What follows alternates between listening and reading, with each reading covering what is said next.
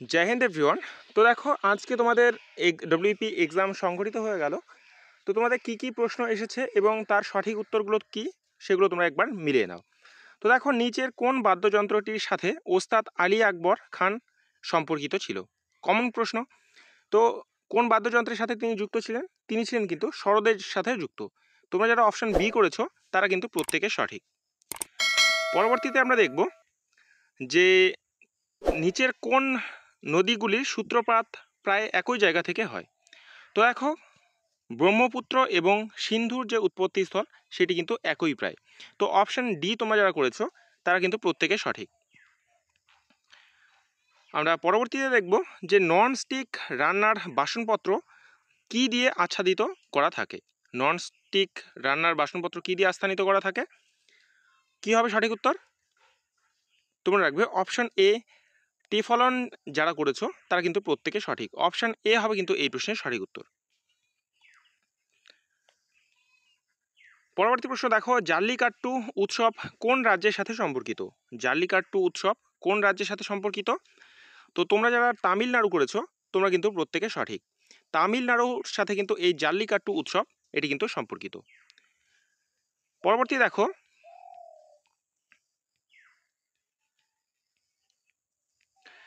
নিচের কোন দুটি গ্রহ পৃথিবীর তুলনায় সূর্যের বেশি নিকটবর্তী? নিচের কোন দুটি গ্রহ সূর্যের তুলনায় পৃথিবীর তুলনায় সূর্যের বেশি নিকটবর্তী? তো কি কি হবে? তোমরা রাখবে বুধ এবং শুক্র এই দুটি কিন্তু সূর্যের বেশি নিকটবর্তী। অপশন বি তোমরা যারা করেছো তারা কিন্তু প্রত্যেকে সঠিক। পরবর্তীতে দেখো যে কোন বছর ভারতের জাতীয় কংগ্রেসের অধিবেশনে প্রথমবার বন্দে মাতরম গাওয়া হয়েছিল? তোমরা কি করেছো সঠিক উত্তর? তোমরা রাখবে 1896 সালে যে কলকাতা অধিবেশন হয়েছিল সেখানে কিন্তু রবীন্দ্রনাথ ঠাকুর এই বন্দে মাতরম গানটি কিন্তু গেয়েছে। তো তোমরা যারা অপশন ডি করেছো তারা কিন্তু প্রত্যেকে সঠিক। পরবর্তীতে দেখবো আমরা কি প্রশ্ন আছে।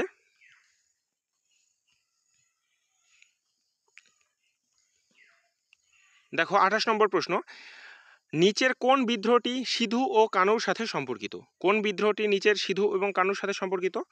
সাঁওতাল বিদ্রোহ যেটি হয়েছে 1855 সালে তার সাথে কিন্তু এই সিধু কানু কিন্তু সম্পর্কিত। আশা করি তোমরা সকলেই অ্যান্সার করতে পেরেছো। তোমাদের একদম খুব কমন প্রশ্ন 2-3টি ক্লাসে এটি করানো হয়েছে এবং লাস্ট মিনিট সাজেশন ক্লাসগুলোতেও কিন্তু এটি করা হয়েছে। ইউএন অর্থাৎ জাতিসংঘের নিরাপত্তা পরিষদের স্থায়ী সদস্য, যেটা গতকাল বা তার আগের দিনের ক্লাসে আমি করিয়েছিলাম, এটি কিন্তু 5টি সদস্য কিন্তু রয়েছে।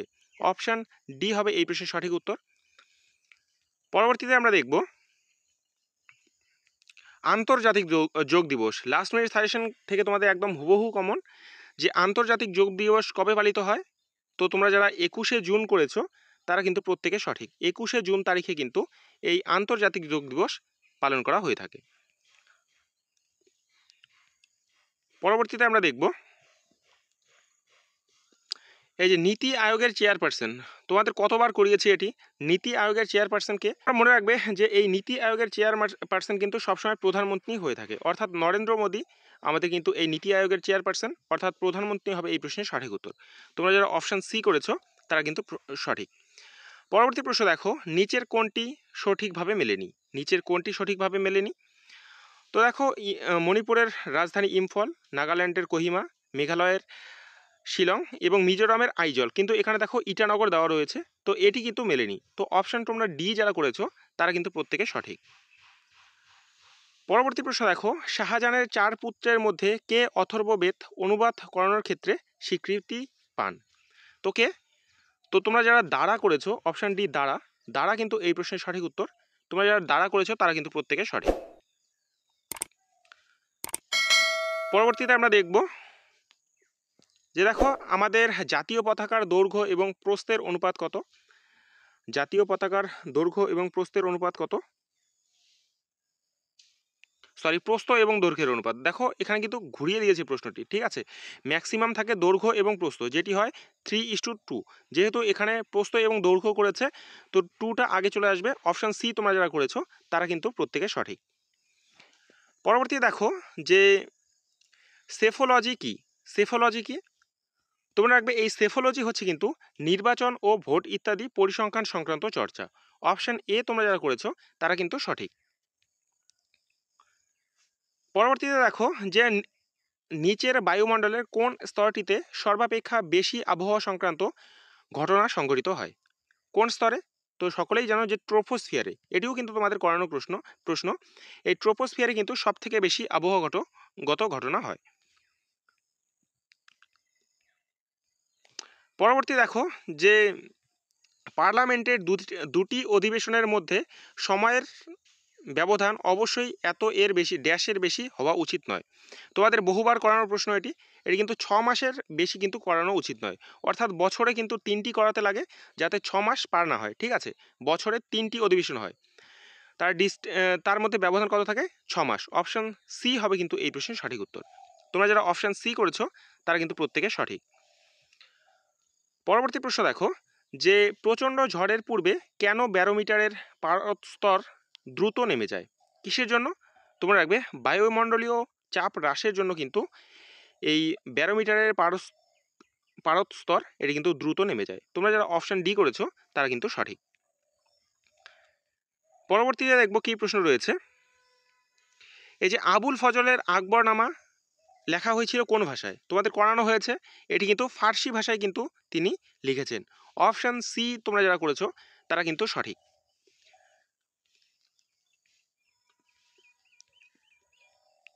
পরবর্তী প্রশ্ন দেখো যে নিচের কোনটি মানবদেহের রক্ত তৈরিতে প্রয়োজনীয়?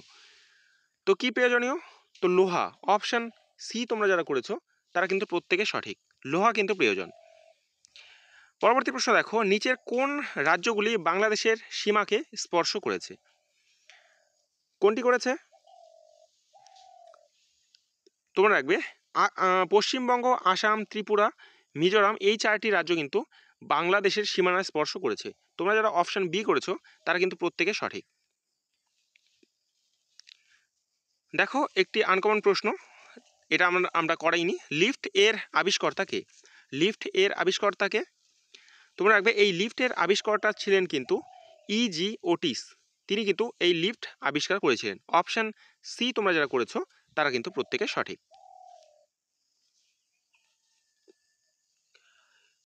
পরবর্তী প্রশ্ন দেখো নিচের কোন পরিপাককারী এনজাইম মানুষের লালারসে উপস্থিত? তো কোনটি? তোমরা রাখবে অ্যামাইলেস। অপশন এ হবে এই প্রশ্নের সঠিক উত্তর।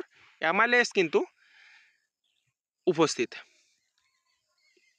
পরবর্তী প্রশ্ন আমরা দেখব যে দেখো নিচের কোনটি বিশ্বের সর্বাপেক্ষা বৃহৎ চিনি উৎপাদনকারী দেশ? কোন দেশ? তোমরা রাখবে ব্রাজিলে কিন্তু সব থেকে বেশি চিনি উৎপাদন করা হয়। অপশন এ তোমরা যারা করেছো তারা কিন্তু প্রত্যেকে সঠিক। দেখো নিচের কোনটি বিশ্বের বৃহত্তম উপসাগর? নিচের কোনটি বিশ্বের বৃহত্তম উপসাগর? তোমরা আগে মেক্সিকো উপসাগর কিন্তু হচ্ছে বিশ্বের বৃহত্তম উপসাগর। অপশন বি তোমরা যারা করেছো তারা কিন্তু প্রত্যেকে সঠিক। পরবর্তী প্রশ্ন দেখো নিচের কোনটি একটি লিপ ইয়ার ছিল? নিচের কোনটি লিপ ইয়ার ছিল? তো 2004 কিন্তু একটি লিপ ইয়ার ছিল, ঠিক আছে? অপশন ডি তোমরা যারা করেছো তারা কিন্তু প্রত্যেকে সঠিক। তো এই ছিল আজকের তোমাদের আসা প্রশ্ন, ঠিক আছে? এগুলোই হচ্ছে সঠিক উত্তর। তো যদি কোনো একটা অ্যান্সার কনফিউজ থাকে তো তোমরা কিন্তু অবশ্যই নিচে কমেন্ট করে জানিয়ে দেবে, আমরা কিন্তু সঠিক উত্তরটা তোমাদের জানিয়ে দেবো, ঠিক আছে? তো আমরা ম্যাক্সিমাম চেষ্টা করছি তোমাদের সঠিক উত্তরগুলো জানানোর। তোমরা অবশ্যই এই ভিডিওর নিচে কমেন্ট করে জানিয়ে দাও যে তোমাদের কটি প্রশ্নের উত্তর সঠিক হলো এবং কটি প্রশ্নের উত্তর ভুল হলো, ঠিক আছে? তোমাদের স্কোর কত হয়েছে অবশ্যই কিন্তু নিচে কমেন্ট করে জানিয়ে দাও। তো দেখা হচ্ছে পরের ভিডিওতে। ততক্ষণের জন্য ভালো থেকো, সুস্থ থেকো। জয় হিন্দ, জয় ভারত, বন্দে মাতরম।